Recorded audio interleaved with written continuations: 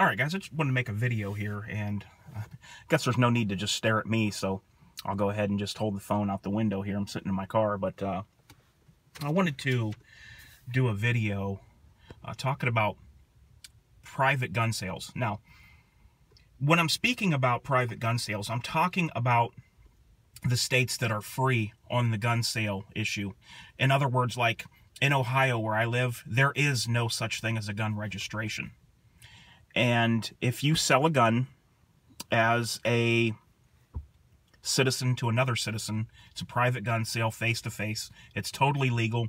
You don't need a receipt. The only thing that you need to know is, are they a resident of Ohio? The buyer and the seller need to know that each other is a resident of Ohio. So basically what we do is you take your driver's license out, you cover up your information, and you show the part that has your picture, and then it has like the Ohio flag going across the top. That's enough proof that you're from Ohio. Here's the thing. Nobody's trying to be sneaky or shady. The reason we don't show our personal info, like address and stuff like that, is because when you're a gun guy, you don't necessarily want people knowing exactly where you live, just in case. It's just a safety thing. It's not a back alley thing, like you're trying to hide and, this and that. And it's a safety issue. But that's totally legal. It's the responsibility is on the buyer of the firearm to know whether he can legally purchase that firearm. Now, if, and you need to watch for this, and we'll talk about it here, but if the buyer ever mentions anything that draws a red flag, you dump that sale as quick as you can. You take off. You refuse it. I don't care if the guy offers to overpay you for the gun. I'm telling you right now, you drop that sale, you get out of there.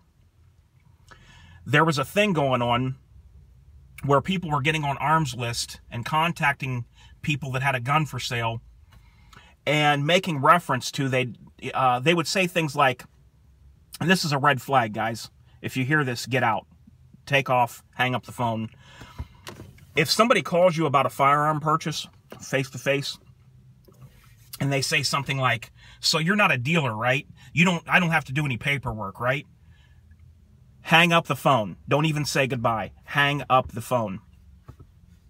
There was a sting going around where they were trying to basically prove that gun owners are unscrupulous. And they were, I don't know how many people they had to call. They were calling people on Arms List and saying things like, okay, so you're not a gun dealer, right? And the person says, no, there's a recording of this. And then they would say, well, I don't have to fill out any paperwork and get a background check, right? And they would say no. And sometimes the person would go as far as to say, well, I don't think I can pass a background check, so if I just give you the cash, I can get the gun. That'll work for me because I don't have any other way to get the gun. And, of course, there was somebody that went ahead and sold the gun to this guy that was a setup that said that he didn't think he could pass a background check.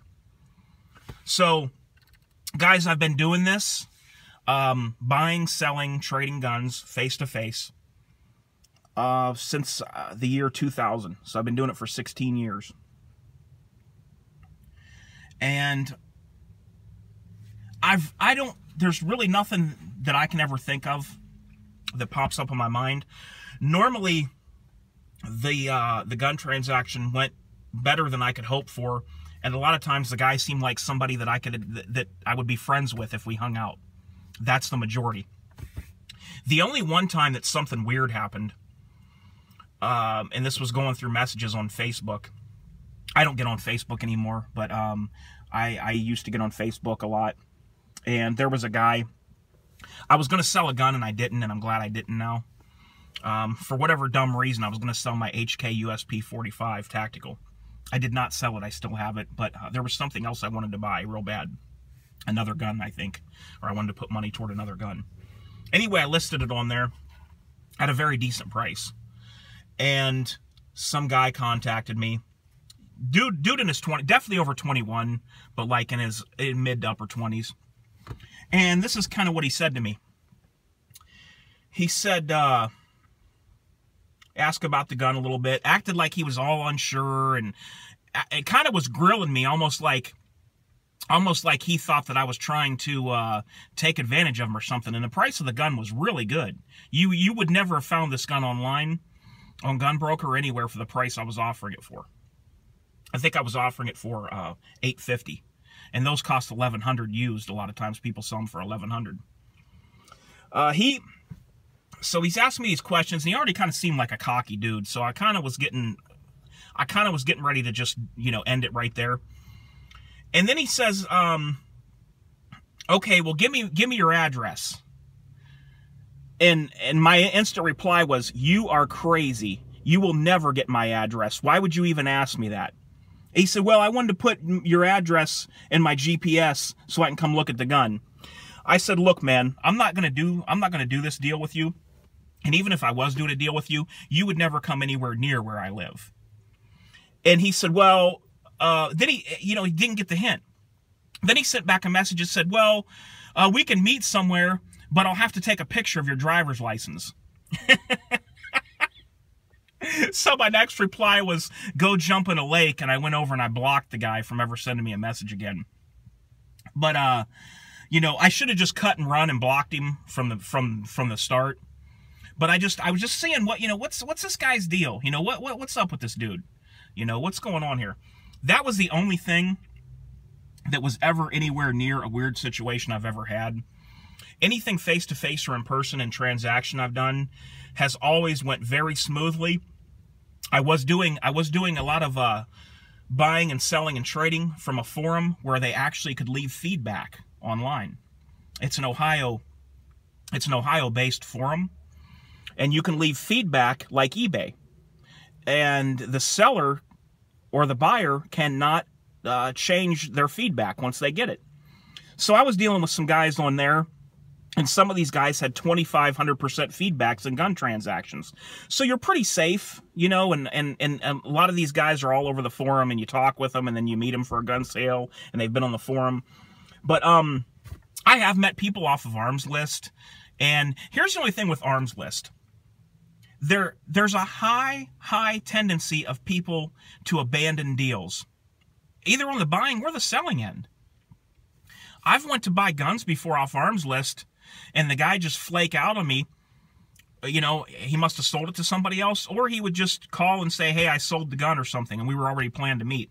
Or you drive and the guy doesn't show up. Now I'm talking about, this is a guy that's selling a gun. Normally the seller is the one that's more locked into the deal, because normally a lot of times you would think it's the buyer that backs out because they don't want to spend the cash, or, you know, they don't want to do what they got to do, or they decide their wife don't let them want to spend the money and they back out. But there's times that the seller will back out.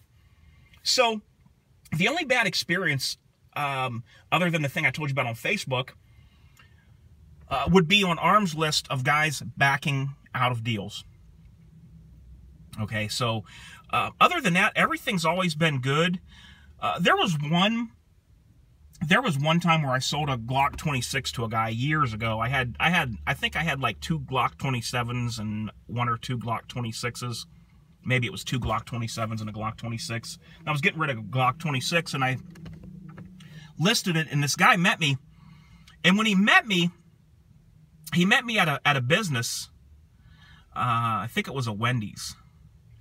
He parked on the other side of the building, though, and then walked over to where I was at.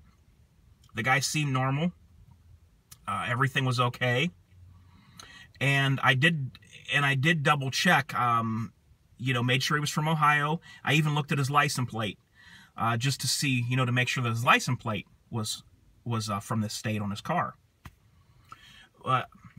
Everything was good there. Here's the thing you got to watch for, guys. Some people are nervous about doing a face-to-face transaction, especially people that aren't into the gun things like us gun guys are. Sometimes immediately when people hear about a gun transaction or gun sale face-to-face taking place, people in the area, wives, relatives, people that don't know anything about guns, the first thing they think is, oh my goodness, I would never go meet someone face-to-face to buy a gun. Well, let me tell you something. You're safer going to get a gun than you are if you go to buy a stereo. Look, the chances are the same. Whether you're going to buy a flat screen TV or a gun, your chances are the same. The only thing is, if you're doing a deal with a gun guy that wants to buy a gun, chances are that guy may already have another gun and may have it on him. So the notion of, oh, doing a gun deal face-to-face and automatically thinking that there's, you know, something wrong with this, or it's more scary or more dangerous than selling anything else that you would do in person, even a vehicle. Hey, there's been people that's put vehicles for sale, and guys have come out for a test drove the car, and then shot the guy to death that was showing him the car, and then just took off in the vehicle and dumped the guy on the side of the road. So don't ever listen to people that aren't into guns and don't know about guns. Take it from, what I'm saying is, take it from guys with experience like me that's done so many transactions, I literally can't even tell you the number. I couldn't even guess. Since the year, I've been doing it for 16 years, meeting people face-to-face to when I find a deal I want, or a trade, or to even sell a gun. So take it from me, you want to listen to people that have experience. If you see a red flag, here's what you want to look for to dump deals. If you get a gut feeling that's bad, or there's a red flag in any of the dealings, any of the phone calls, anything, don't let greed guide your thinking. So in other words, you get a red flag, something seems shady, and you act like you're kind of start acting like you're going to back out of the deal, and the guy says, hey, I'll give you $50 more than what you're asking. You need to dump that deal and run. Anytime somebody starts offering you money, they're playing on your greed. They're playing on how can I get this person. You don't even have to be greedy, but they're just playing on what can I do to get this person to still do what I want them to do. Okay? So if you're ever thinking about cutting from a deal and the guy offers you more money, that's the time you really hit the road. Let your feet hit the pavement and run, and don't look back. All right, guys, I hope this helped a little bit. Any questions, leave them in the comments. If I get enough good questions, I'll just make a whole nother video about this subject. All right, guys, have a great weekend. I hope everyone enjoys it. Enjoy the sunshine. It's nice and warm here. This is H4T, and I'll talk to you real soon, and I'm out.